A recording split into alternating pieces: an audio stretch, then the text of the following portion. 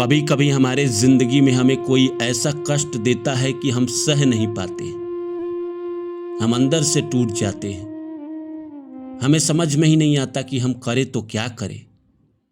वो इंसान बिना वजह का आपको कष्ट देता है। प्यार में ज्यादातर इंसान को कष्ट ही मिलता है, वैवाहिक जीवन में भी कष्ट ही मिलता है पार्टनर से। लेकिन इन कष्टों का कारण क्या है? क्या ये पूर्व के जन्म के कारण हो रहा है या किसी के अज्ञानता के कारण हो रहा है? और अगर कोई हमें दुख दे रहा है, कोई हमें कष्ट दे रहा है, तो हमें क्या करना चाहिए? हम तो ऐसे इंसान हैं कि हम किसी को कष्ट देना नहीं चाहते हैं, किसी को रुलाना नहीं चाहते हैं, मच्छर भी नहीं मारना चाहते हैं, चींटी भी नहीं मारना चाहते हैं। पर इस संसार में कोई कोई अत्याचारी होता है, कोई कोई पापी होता है जो हमें कष्ट देता है बिना वजह का, अपने स्वार्थ के कारण, अपने महत्वाकांक्षाओं के कारण। देखिए ना, प्रहलाद को कितना कष्ट दिया हिरण्यकश्यप ने, कितना कष्ट दिया, लेकिन भगवान उसकी पुकार को सुनते थे। भगवान ने उनकी पुकार सुनी और भगवान ने अवतार लिया उस राक्षस का वध करने के लिए। तो हमारे जीवन में जो हमें कष्ट दे रहा है, हमें दुख दे रहा है और बिना वजह से दे रहा है, हमें क्या बदला लेना चाहिए? नहीं, हम इतने पापी नहीं हैं, हम इतने अत्याचारी नहीं हैं। हम तो नहीं चाहते किसी को कष्ट हो, पर दूसरा कर रहा है ना हमारे साथ, तो हमें भगवान पे छोड़ देना चाहिए। भगवान की तरफ आंखें उठा के देखनी चाहिए और कहना चाहिए कि भगवान, ये अज्ञानी पुरुष हमें कष्ट दे रहा है, बिना वजह का दे रहा है। अज्ञान है, ज्ञान की कमी है इसके पास, लेकिन मैं तो इसका कुछ नहीं करूंगा। और आप देख लीजिएगा, जरा इनका हिसाब कर दीजिएगा। और भगवान करते हैं। वक्त आता है ऐसे इंसान का हिसाब वो करते हैं। ब्याज के साथ ऐसे इंसान को भोगना पड़ता है। मैं कहानी सुनाता हूं कि एक इंसान जो गन्ने की खेती करता था और गन्ने का ठेकेदार बाद में बन गया, तो उसके यहाँ जो छोटे किसान थे वो आते थे गन्ना लेकर और गन्ना उसको बेच के जाते थे। जब गन्ना बेच के जाते थे तो वो कागज के तौर पे रसीद दिया करता था। एक बार एक किसान के घर में शादी थी और उसने इनको गन्ना बेचा, तो इन्होंने कहा कि रसीद तुम कल या परसों लेके जाना। वो विश्वास पे चला गया।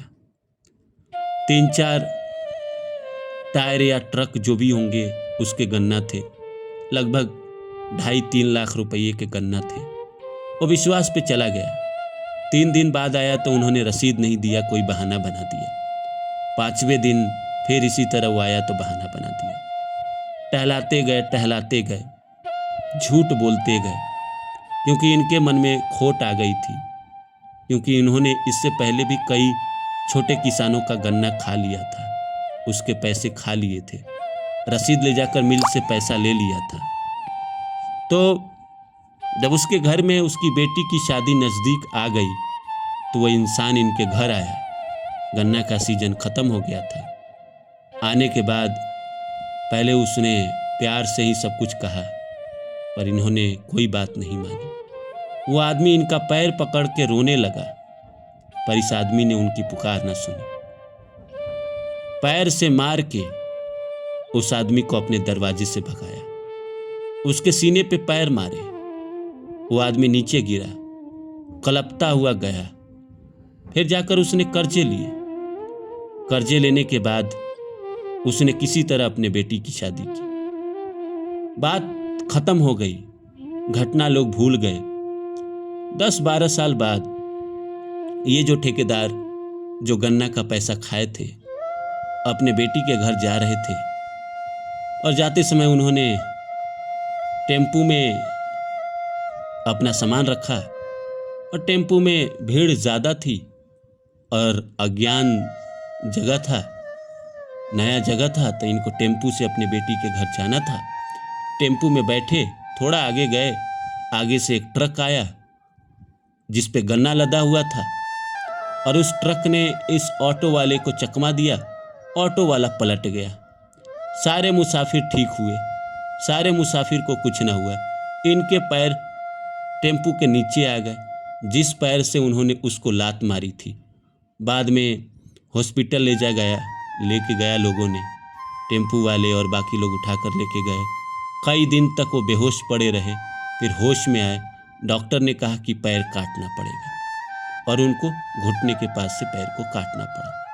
वो आज अपनी ज़िंदगी अपने घर पे अकेले बिताते हैं और कहीं भी जाना होता है तो बहुत तड़पते हैं, बहुत तरसते हैं, क्योंकि आज उनकी पुकार सुनने वाला कोई नहीं है। तो मैं हमेशा कहता हूँ कि दुख देने वाले को भगवान कई गुना ज़्यादा दुख देते हैं। इसीलिए आप परेशान ना होइए। किसी ने आपको रुलाया है, आप भगवान के सहारे छोड़ दीजिए। भगवान उनका हिसाब करेंगे ही करेंगे, ना करे ऐसा हो ही नहीं सकता।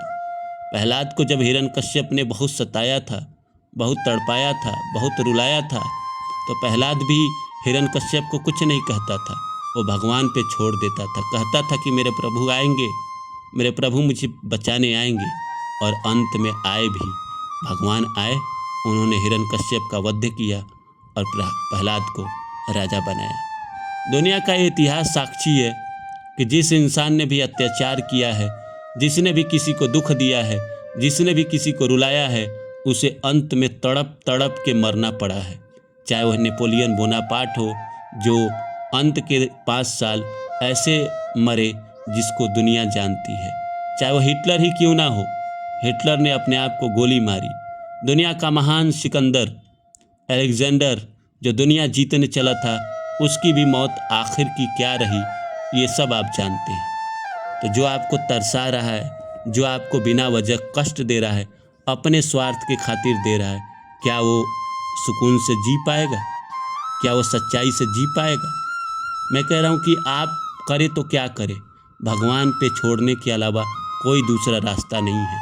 और ये सोच के छोड़ दीजिए कि प्रभु शायद मेरे ही कर्म होंगे, मैंने ही इसको किसी जन्म में सताया होगा, इसीलिए इस जन्म में मेरे से बदला ले रहा है, नहीं तो अन्यथा कोई क्यों कष्ट देगा मुझे। ये इंसान मुझे इसीलिए रुला रहा है ताकि अपना कर्म पूरा कर सके। मैंने भूल चूक से किसी जन्म में इसको रुला दिया था, इसको सता दिया था, इसका कोई हक खा लिया था। पति पत्नी में तो ज़्यादातर ऐसा होता है, 80% केसों में ऐसा होता है कि या तो पत्नी सता रही होती है या पति सता रहा होता है। तो वहाँ तो कर्जे का मामला है। प्रारब्ध के जन्म में किसी ने एक दूसरे के लिए किया है और दूसरा नहीं कर पाया, दूसरा तड़पा था। इस जीवन में वो पति या पत्नी बन के सामने वाले को तड़पा रहा है, रुला रहा है। वहाँ तो वो कर्म पूरा कर रहा है। लेकिन कोई आपको बिना वजह से आपको दुख दे रहा है, तकलीफ़ दे रहा है, आपके साथ गलत कर रहा है, चाहे वो आपकी सास ही क्यों ना हो, आपके ससुर ही क्यों ना हो, आपके पति ही क्यों ना हो, या आपकी पत्नी ही क्यों ना हो, कोई भी हो, वो आदमी अपना कर्म पूरा कर रहा है। उसको अपना कर्म पूरा कर लेने दीजिए। आप भगवान के ऊपर छोड़ दीजिए। कहिए कि जो हमसे गलती पीछे के जन्मों में हुई है उसको हमें माफ़ कर दीजिए। और ये जो इंसान है जिसने मुझे कष्ट दिया है, परेशानी दिया है, अगर इसको हो सके तो माफ़ कर दीजिएगा, वरना आप अपने हिसाब से देख लीजिए। दूसरा आप कर ही क्या सकते हैं। मैं कहता हूँ कि इस संसार में किसी को भी तड़पाना, तरसाना बहुत दुख की बात है। जैसे हम अपने स्वार्थ के लिए जानवर को मारते हैं, ये भी तो दुख की बात है। ये भी तो कहीं ना कहीं पाप ही है, जो हम पाप भोग रहे हैं। खुद के स्वार्थ के लिए हम जीव का हत्या कर रहे हैं, उसका पाप ही तो हमें लगता है। उसी तरह हमें भी कोई तड़पाता है, हमें भी कोई रुलाता है, जैसे हम किसी जीव को रुलाते हैं, तो हमारे ही अपने कर्म हैं। जो हमने किसी को रुलाया था, हमने किसी को तड़पाया था, वहीं आज हमारे ज़िंदगी में वापस आया है। एक बार ऐसा हुआ कि भाई किसी ने आपके साथ ऐसा कर दिया कि आप टूट गए, बिखर गए, आपने अपने आप को ख़त्म कर लिया, बर्बाद कर लिया, लेकिन उस आदमी को आपने कुछ नहीं कहा, क्योंकि ये आपका प्रारब्ध था, ये आपके पीछे के जन्मों के कर्म थे, जो कर्म निकल के आए हैं, इसीलिए वो इंसान आपको तड़पा रहा है। उसको जो सज़ा मिलेगी वो भगवान देंगे। आप कौन होते हैं सज़ा देने वाले? पाप और पुण्य का हिसाब करने वाले आप कौन होते हैं? पाप और पुण्य का हिसाब करने वाले भगवान होते हैं। अगर उसने पाप किया है तो उसको भोगना ही पड़ेगा। अगर आपने पाप नहीं किया है, उसके बावजूद भी कोई आपको सता रहा है, कोई रुला रहा है, तो उसका हिसाब एक दिन ज़रूर होगा और ब्याज के साथ होगा। और आप ही देखेंगे अपनी आँखों से कि प्रकृति उसको कैसे अपना कर्जा वापस लेती है, कैसे उसको चुकवाती है, कैसे वो हिसाब करती है। यह प्रकृति किसी के साथ अन्याय नहीं होने देती है। अगर किसी ने आपके साथ किया है तो उसके साथ भी होगा।